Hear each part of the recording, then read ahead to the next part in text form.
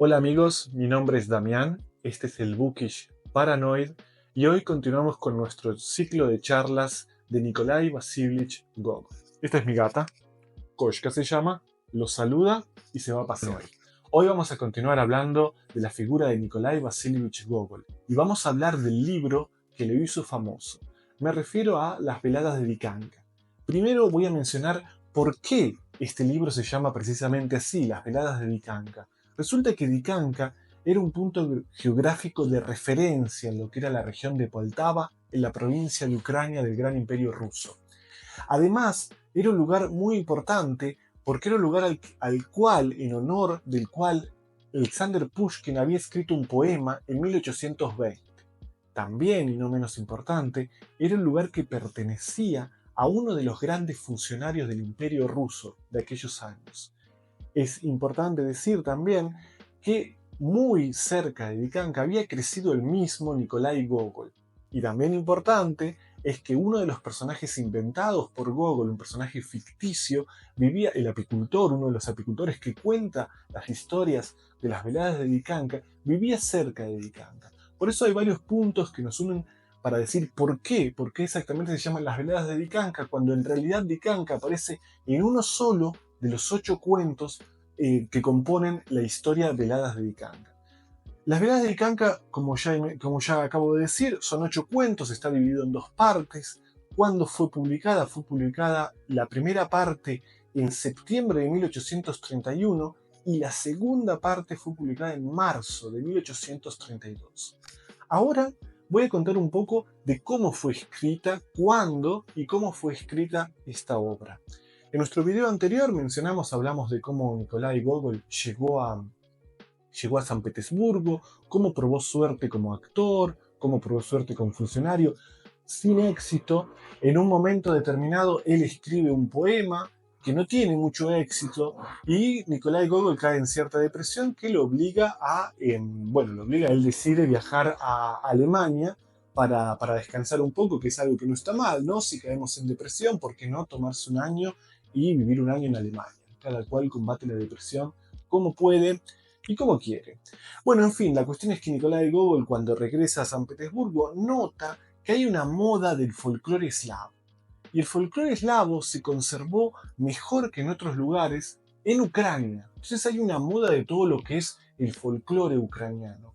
Y eso es muy importante porque este libro, Las veladas de Dikanka, va a ser un punto de referencia para las generaciones futuras de la imagen de Ucrania que existe inclusive hasta el día de hoy.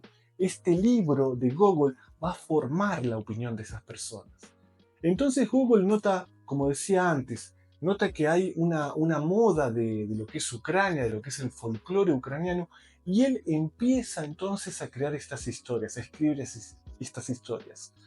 Para escribir estas historias, él empieza a pedir información a sus parientes, a sus amigos de Ucrania, e intercambia cartas con su mamá donde le pide que le explique cómo se viste la gente, cómo festejan las bodas, hablar de la gastronomía de Ucrania, algo que se va a ver reflejado en su obra. Entonces él empieza a escribir estas historias.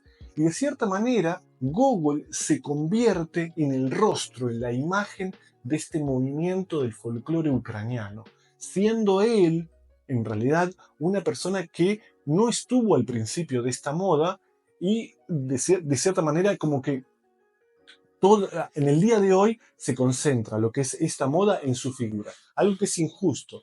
Además, cuando Gogol es muy criticado porque dicen que en sus cuentos utiliza muchos estereotipos que en realidad no responden a la realidad de lo que era la vida en la provincia de Ucrania.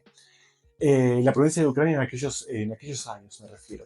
También quiero mencionar que es muy importante que Gogol, que crece en Ucrania, pero nunca llega a pertenecer a lo que es, la cultura de Ucrania, el pueblo de Ucrania, y cuando se muda a Rusia, él tampoco llega a pertenecer del todo a Rusia. Entonces tenemos a un escritor, a un intelectual que vive entre dos mundos sin llegar a pertenecer del todo a ninguno de los dos.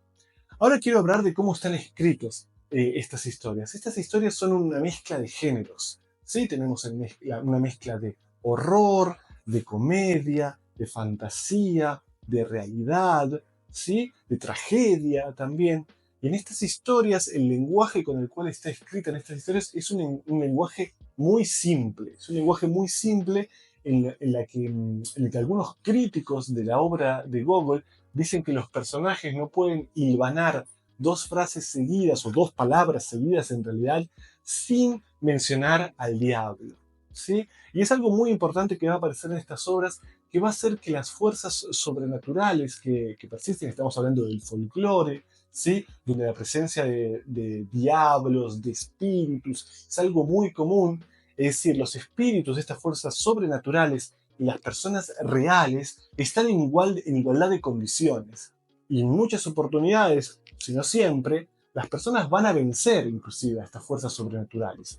De hecho, en lo que es el cuento Noche pre Rождеством, que es el cuento La noche antes de Navidad, uno de los personajes principales utiliza al demonio para viajar a San Petersburgo. Esta historia está basada también en, bueno, no está basada, pero Gogol toma ciertos elementos de lo que son, de lo que son los escritos religiosos, ¿sí? Por ejemplo, de lo que es Ilía de Novgorod, que era el obispo de Novgorod, que de cierta manera en esta historia utiliza al diablo para viajar a Jerusalén y volver en una noche. Gogol utiliza algunos elementos de esta obra aquí entonces. Bueno, hablando de las influencias que Gogol toma para escribir estas historias también, tenemos que mencionar que él mucho de las historias lo saca de lo que es el teatro del padre. El padre de Nikolai Gogol, Vasily Gogol Yanovsky, tenía un teatro en su provincia donde él mismo escribía las historias. Gogol saca mucho de esas historias. También él saca mucho de lo que es el romanticismo, es decir, estamos en los primeros años a fines de 1829, 1830, el romanticismo está de moda no solamente en Rusia, sino en Europa, y es muy fuerte la influencia del romanticismo alemán en Rusia, sobre todo lo que es la figura del gran escritor Hoffman. Sí, Hoffman va a ser una gran influencia, no solamente para Gogol, repito, sino para muchos escritores de esa época de Rusia, y de hecho había casi un movimiento de cuentos basados en la literatura de Hoffman, donde muchos escriben estas historias.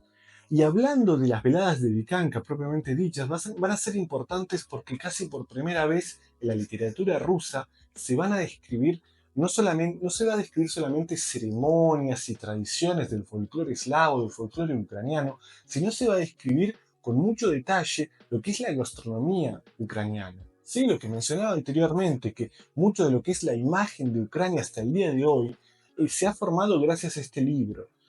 Es importante repetir algo que decían muchos críticos de Nikolai Gogol, que en las obras de Gogol, sobre todo en estas primeras obras de Gogol, lo más importante es la forma y los argumentos quizás no son tan importantes. Los argumentos son bastante simples y bastante predecibles, pero lo importante es la forma que se realiza. De hecho, muchos críticos de Occidente comparaban lo que son las obras de Gogol, estas obras de Gogol, con las pinturas, por ejemplo, de Francisco Goya o, por ejemplo, con las pinturas de Bruegel, ¿sí? En ese sentido de que hay cierta como fiesta en esos escritos y que hay cierta sensación, cierta atmósfera, cierto ambiente de temor y de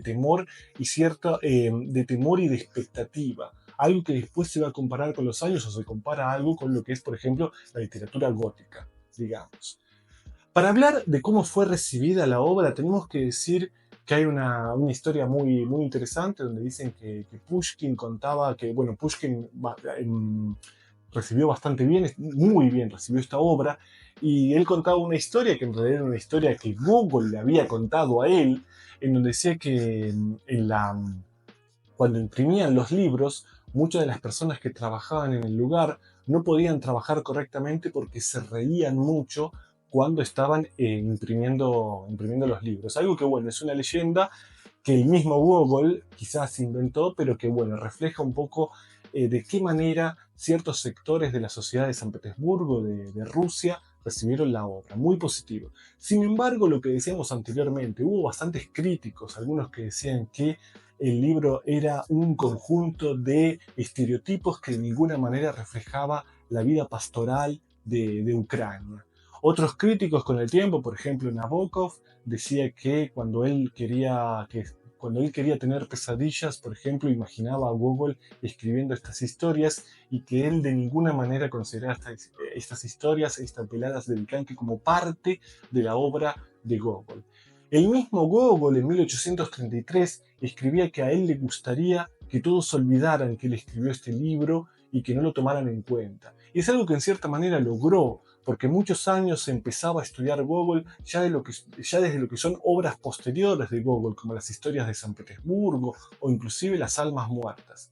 Es recién a fines de los años 80, cuando gracias a los críticos Yuri Lotman y Yuri Mann empieza a resurgir la figura de ese universo gogoliano que aparece en estas primeras obras de Gogol, en las veladas de Vikanque. Es recién entonces cuando se empieza a estudiar eso. Pero mucho tiempo esta obra quedó olvidada, en gran manera por el mismo Gogol, que dejó de considerarlas, Bueno, y para finalizar, lo que quería decir es que es muy importante que en estas primeras obras de Gogol están muy unidos, como en el folclore ocurre, lo que son el mundo sobrenatural y el mundo real, entre comillas, ¿sí? El mundo de las personas reales. No hay una gran diferencia. Gogol no traza una diferencia clara entre lo que es el mundo de la fantasía y el mundo de la realidad. ¿Sí? Bueno, muchas gracias por haber llegado hasta aquí. Los esperamos para el próximo video de Gogol, donde vamos a hablar de Mirgorod, un mundo mucho más oscuro y mucho más profundo en la literatura de Gogol. Muchas gracias y hasta pronto.